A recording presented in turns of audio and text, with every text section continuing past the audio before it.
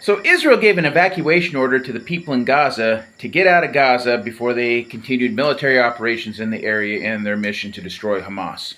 They gave 2 safe routes, and just hours after the evacuation was given, some Palestinian civilians, were killed on the evacuation route in explosions.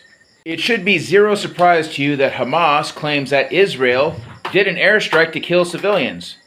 Now, there's evidence that some people says, yes, Israel did do it. But then there's evidence that other people says, no, Israel didn't do it. Now, at the same time, Israel says it didn't do any sort of strikes on that area while the evacuation route was opened up. One expert out there claims that the explosions are consistent with an airstrike. Yet another expert claims that the explosion is consistent with a roadside bomb. So who knows? Which one was it?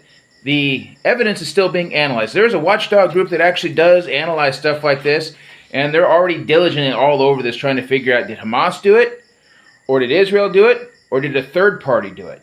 So right now, let's just keep the finger pointing at bay for a moment while the experts try to figure out who's responsible for it. And then whoever's responsible for it, shun them, because that was absolutely evil, because they murdered innocent men, women, and children who had nothing to do with the conflict between Israel and Hamas. So go through and read some information that's come out already. And then while you're reading that, let me know in the comments, who do you think did it? What evidence do you think there's support that the person you think is responsible for it, or the side that is responsible for it, is the ones indeed actually responsible for it?